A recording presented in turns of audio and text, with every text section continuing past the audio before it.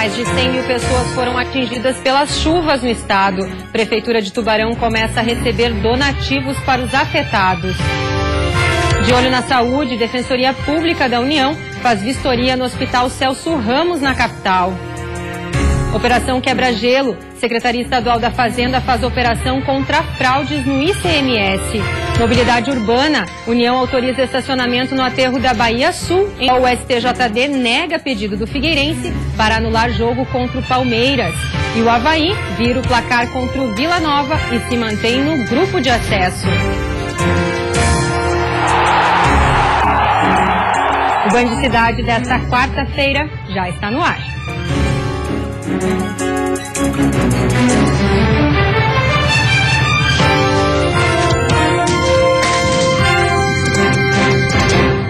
Olá, boa noite. A Defensoria Pública da União realizou hoje uma vistoria no Hospital Celso Ramos, na capital. O objetivo foi avaliar as condições do local e o atendimento a pacientes com câncer. A ação organizada pela Defensoria Pública da União está acontecendo em centros especializados de tratamento contra o câncer em diversos estados do país. Em Santa Catarina, uma vistoria foi realizada na semana passada no CEPOM, Centro de Pesquisas Oncológicas, e hoje no Hospital Celso Ramos. A unidade, que funciona no centro de Florianópolis, atende pacientes de todo o estado. É referência no atendimento de pessoas com traumatismos, mas é também uma unidade de alta complexidade em oncologia. Muitas das cirurgias de câncer são realizadas aqui. Hoje o nosso foco aqui é a questão do bloco cirúrgico. Se está funcionando, como está a demanda, se está sendo atendido, qual é o tempo de espera para a realização de uma cirurgia, se há todas as condições, se está havendo um correto repasse de verbas para funcionamento desse bloco cirúrgico. Basicamente, são esses os pontos que nós vamos tratar. A imprensa não pôde participar da vistoria, mas integrantes da Associação Brasileira de Portadores de Câncer acompanharam o Defensor Público Federal. Ter uma visão verdadeira do cenário que nós estamos enfrentando hoje nos hospitais de Santa Catarina. Nós temos dificuldades em vários hospitais, mas especificamente do câncer, nós estamos muito preocupados com o CEPOM, até pela continuidade dos serviços que estão sendo oferecidos e principalmente do centro cirúrgico, que não tem jeito de acabar, que é uma vergonha para o estado de Santa Catarina não ter um hospital completo do câncer. A vistoria visou analisar 5 pontos: número de pacientes que realizam mensalmente cirurgias relacionadas ao câncer, número de pacientes que estão à espera de reconstrução mamária, situação do mamógrafo, situação dos medicamentos quimioterápicos, se há falta ou não, e ainda a situação dos pacientes que esperam por radioterapia. Após a vistoria, a Defensoria Pública da União constatou que a falta de um centro cirúrgico no CEPOM está sobrecarregando o Hospital Celso Ramos. Agora, a Defensoria aguarda um parecer da Secretaria de Estado da Saúde sobre as obras no CEPOM, para depois avaliar a necessidade de encaminhar uma ação civil pública na Justiça Federal. Primeiramente, a gente sempre tenta resolver na forma administrativa, né? Oficiamos, buscamos uma correção de algum problema pontual. Se não der, aí o caminho é judicializar. Secretaria da Fazenda do Estado realiza a operação para recuperar mais de 200 milhões de reais. A operação Quebra-Gelo, deflagrada na manhã de hoje, é para combater o uso de créditos de ICMS destacados em notas fiscais emitidas por empresas com inscrição estadual não habilitada. A Fazenda descobriu a fraude por meio de troca de informações com outros estados, especialmente o estado de São Paulo, e a fraude ela funciona assim. São criadas empresas fictícias, o nome de interpostas pessoas, né, que são laranjas, né, e essas empresas elas emitem notas fiscais para destinatários, no caso aqui no estado de Santa Catarina. No entanto, essas notas fiscais elas não estão acobertando uma operação de ICMS. A operação não ocorre apenas a circulação da nota fiscal. E, portanto, o crédito é todo frio, as empresas foram declaradas inidôneas pelo Estado de São Paulo e inabilitadas para emitir os documentos fiscais antes mesmo da sua emissão, da emissão desses documentos. Inicialmente, eles podem fazer essa regularização de forma espontânea, ainda com a multa, apenas a multa moratória. Portanto, a penalidade é bastante branda, ela fica em 20% do valor do imposto indevidamente apropriado pelo contribuinte. E depois do intervalo, as últimas informações sobre a chuva que atingiu o estado. Em Bocaina do Sul, a preocupação é com uma barragem construída há mais de 60 anos.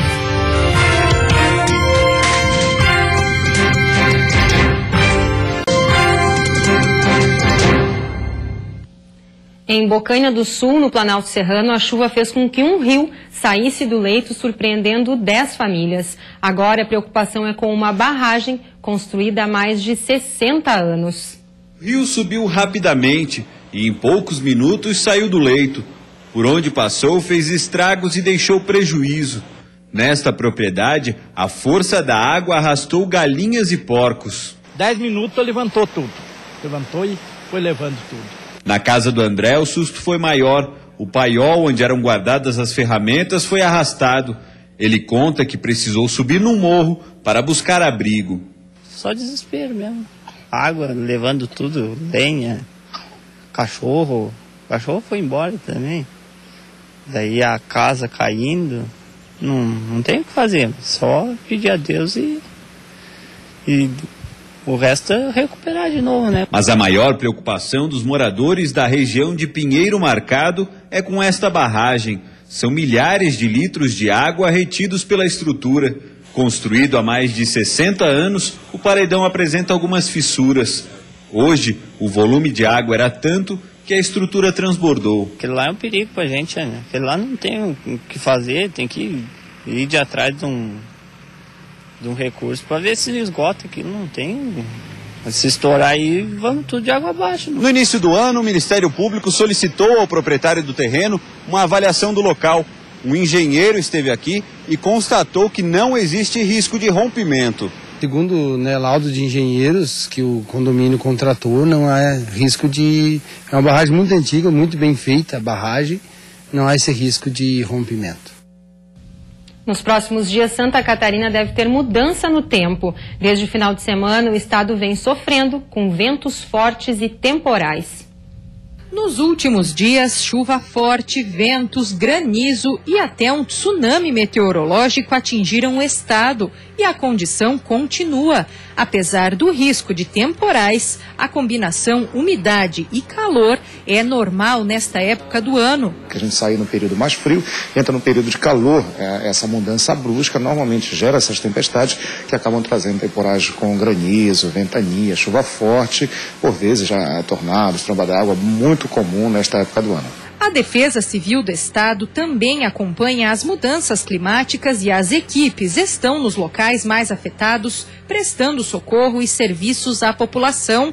Em 53 cidades, houve prejuízos e mais de 106 mil pessoas foram atingidas. Nesse momento é muito importante a gente ter certeza dos números que a gente está informando a população, dos números que a gente está levantando para fazer os planos de trabalho para solicitação de recursos e atendimento mais preciso às populações afetadas. O balanço dos temporais é triste. Uma criança de 7 anos foi atingida por uma árvore em Tubarão e um agricultor de 26 anos por um raio em São Carlos, no Oeste. Os dois acabaram morrendo. Outras 23 pessoas ficaram feridas e mais de 2.800 casas registraram estragos. Tubarão, no Sul, decretou situação de emergência. Desde domingo, 20 escolas suspenderam aulas e 70% dos moradores chegaram a ficar sem energia elétrica. Para quem perdeu tudo, o medo é constante e a tristeza inevitável. Todos os nossos colaboradores que aqui estão removendo os escombros, com muita dor, mas sabemos da importância disso tudo nesse momento, nossa força. Uma central de doações foi montada para receber donativos na cidade. O governador Raimundo Colombo sobrevoou as áreas afetadas e o ministro da Integração Nacional também visitou a região para garantir que recursos financeiros sejam liberados sem burocracia. Nós estaremos apoiando nas ações emergenciais com kits de limpeza, kits de apoiamento emergencial e em seguida passaremos para as obras estruturantes que poderão recompor e viabilizar a normalidade dos locais atingidos. A partir daí a gente começa um processo de recuperação conforme o ministro colocou, atendendo muitas pessoas e também no caso as empresas, porque a área industrial foi a área mais atingida.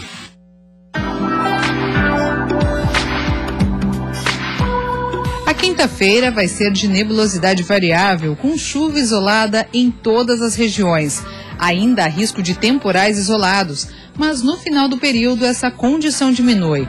Temperatura mínima de 16 graus na Serra e máxima de 32 no oeste.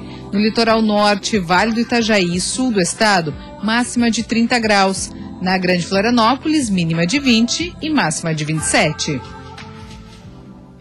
E depois do intervalo, as notícias do futebol. STJD nega pedido do Figueirense para anular jogo contra o Palmeiras. E a vitória fora de casa que manteve o Avaí no grupo de acesso da Série B.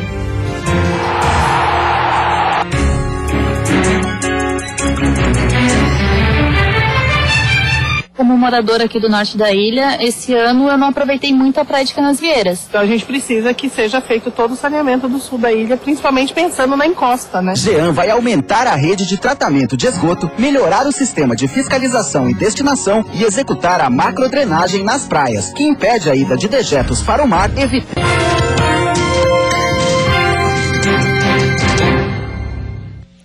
Jogando fora de casa e depois de estar perdendo por 1-0, o Avaí vira o placar contra o Vila Nova e se mantém no grupo de acesso. No Serra Dourado, o Avaí começou se defendendo e o Vila Nova indo para cima. Nessa aí o Renan tirou só no golpe de vista. A pressão do Vila ia aumentando. Até que na cobrança de escanteio teve desvio na primeira trave e Moisés fez o segundo desvio para botar para dentro, 1-0. E mesmo com o gol, o time da casa continuou em cima. Olha a batida do Vitor Bolt, explodiu na trave. Até que o Leão começou a reagir. Olha a curva que a bola fez nessa batida do Luiz Gustavo. Por pouco não enganou o goleiro Saulo. E numa bela jogada de Romulo para Diego Jardel e de Jardel para William, o camisa 9 voltou a fazer o que sabe. William, voltando depois de 6 jogos, deixou tudo igual, 1-1. No segundo tempo, o Vila veio disposto a ficar à frente do placar mais uma vez, mas Renan estava atento. Capa respondeu à altura. Olha a jogadaça do camisa 6. Quase um golaço. O jogo ficou aberto e Renan teve que garantir mais uma vez lá atrás. Mas o Leão também não parava de atacar. Olha o Rômulo assustando de cabeça. Quando Moisés desviou de bicicleta e Frontini botou pra dentro, estava impedido, não valeu. Ainda teve mais uma chegada perigosíssima do Vila Nova. Mas aos 46 da segunda etapa, Rômulo lançou para Tatá, que ganhou do zagueiro na corrida, tirou o goleiro Saulo e correu pro abraço. Virada do Leão, que segurou o resultado até o fim. 2-1 em cima do Vila Nova. Futebol internacional. A Chapecoense joga hoje à noite pela Copa Sul-Americana contra um dos melhores times do continente. O jogo é na Colômbia. É nesse gramado que hoje, às 9h45 da noite, a Chapecoense tenta fazer história. Com força total, o Verdão enfrenta o Júnior de Barranquilha pelo jogo de ida das quartas de final da Sul-Americana.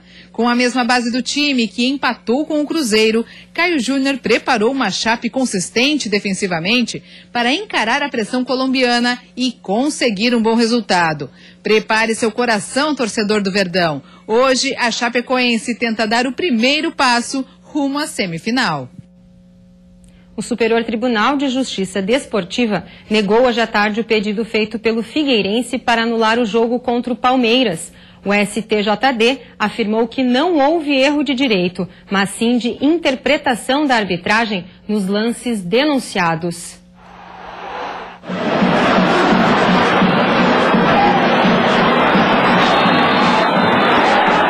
E depois do intervalo, União autoriza estacionamento na Bahia Sul, em Florianópolis.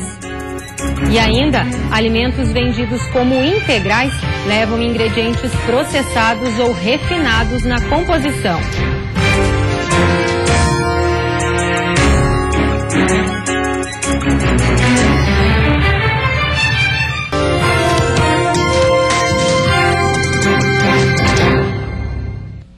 O estacionamento no aterro da Bahia Sul, em Florianópolis, foi autorizado pela União até que o projeto de revitalização da área seja concluído.